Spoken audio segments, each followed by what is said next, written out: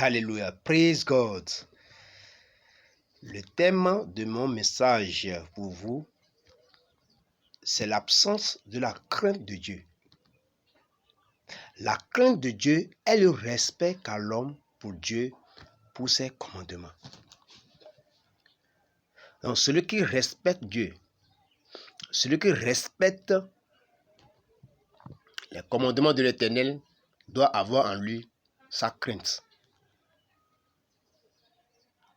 Il est écrit, crains Dieu et observe ses commandements.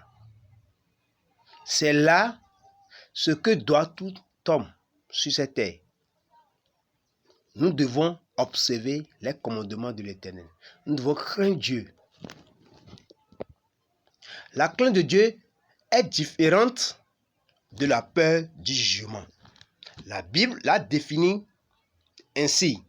La crainte de l'Éternel, c'est la haine du mal. Donc, quiconque craint le Seigneur doit éviter le mal dans sa vie. Celui qui craint le Seigneur doit haïr le mal, doit cesser de faire du mal à son prochain. Alléluia. Et on dit l'arrogance et l'orgueil, c'est la voie du mal. Si quelqu'un est arrogant, quelqu'un est orgueilleux, vantard, donc on dit c'est la voie du mal. Que le Seigneur te délivre dans cette voie au nom de Jésus. Dans Proverbe 16, 6 dit, par ailleurs, que c'est la crainte de l'Éternel qu'on se détourne du mal. Si quelqu'un doit se détourner du mal, il doit forcément craindre le Seigneur. Il doit avoir la crainte du Seigneur dans sa vie. Car la crainte de l'Éternel est une sagesse inspirée de Dieu lui-même. Que cette parole proche dans ta vie au nom de Jésus. La crainte du Seigneur, c'est la sagesse, c'est l'éloigner du mal, c'est l'intelligence. Si quelqu'un s'éloigne du mal, la personne a automatiquement l'intelligence. Ce n'est pas acquérir de l'école qui est la sagesse ou bien qui est l'intelligence. Donc, à partir de la crainte du Seigneur, à partir du respect du Seigneur dans ta vie, tu as déjà la sagesse, tu as déjà l'intelligence, tu as tout. Tu as presque toutes les potentialités qui résident en Dieu lui-même. David dira quel est le commencement de la sagesse. Ainsi, l'un des partenaires qui n'a pas la crainte de l'Éternel ne trouvera pas difficile de rompre ses engagements conjugaux.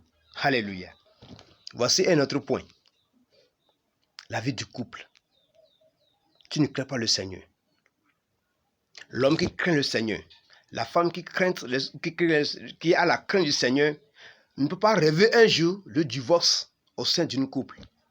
Donc, si ça se produit dans ce monde, sache-le qu'il n'y a pas la crainte du Seigneur dans la vie de cette couple. Et je crois qu'avec le Seigneur, avec l'aide du Seigneur, le soutien de Dieu, je crois que cela peut se restaurer au nom de Jésus.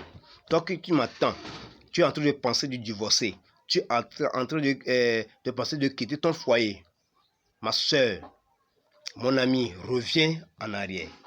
Pratique la crainte du Seigneur. Va lire la Bible. Crains ton Dieu. Et le problème que tu chasses là-bas, le Seigneur va le régler à travers de sa parole. Car sa parole, c'est le miroir de l'humanité. Dieu ne proposera sur le rejeton d'Isaïe. On parle de l'Esprit de Dieu qui reposera sur le rejeton d'Isaïe. Il y est dit, l'Esprit de l'Éternel reposera sur lui. L'Esprit de sagesse et d'intelligence, esprit de conseil et de force. Alléluia.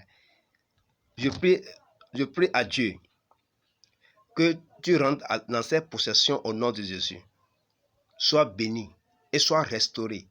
Toi qui as des difficultés pour le problème de crainte du Seigneur, problème d'adoration, problème de mener une bonne vie, que le Seigneur même règle ce problème dans ta vie au nom de Jésus. Que le Seigneur te visite au nom de Jésus. Sois restauré et sois béni à toujours au nom de Jésus. Amen.